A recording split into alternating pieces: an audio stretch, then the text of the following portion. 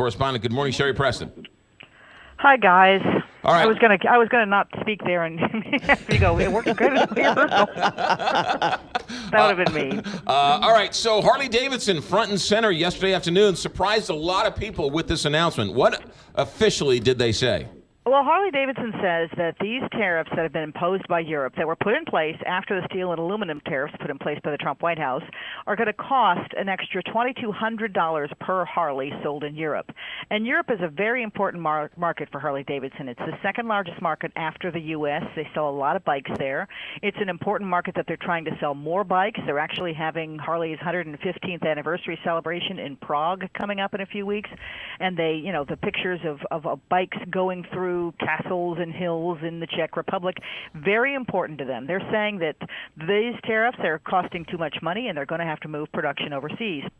It should be noted now, before we go much further, that there had been a Harley manufacturing plant in Thailand already in the works, and that those jobs in Kansas City were already sort of on the line, that because of this new manufacturing plant. This may have moved things along quicker, though, because if you build those bikes in places like Thailand or Brazil or India or other places where Harley has plants, then you ship them to Europe. You don't get slapped with those tariffs. Only things that are built here in the U.S., and that's what Harley says is going to hurt it and some other American brands, too. Yeah, the one thing, though, Harley-Davidson is one of the most iconic American brands, right? American-made, American-proud, and were the darling of the Trump administration. So it is shocking that they would cite these tariffs as the reason why they're going overseas.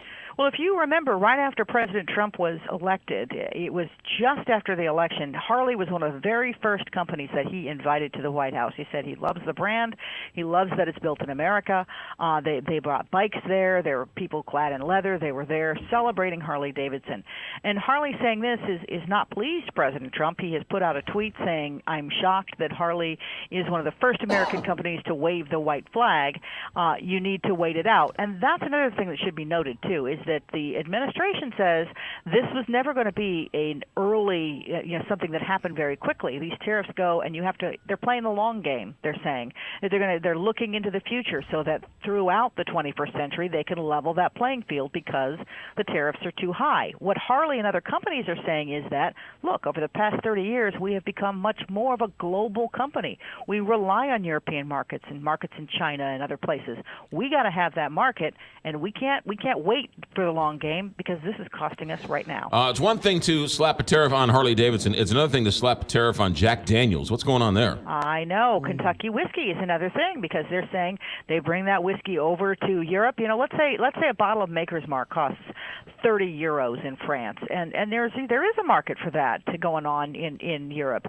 But if the price of that goes up to 45 euros, the question is, are people still going to buy it? Are they just going to go to a different kind of whiskey that's less expensive, in their home country than buying these American-made products? Levi's jeans is another one, made in the U.S. and shipped overseas, and they're going to get hit with tariffs. And these companies are saying, we have built our brands globally, and to compete, we need that. These tariffs are hurting us.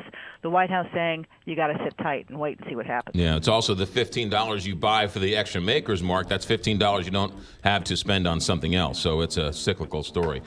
Sherry Preston, ABC News correspondent. Thanks for checking in, Sherry. Thanks.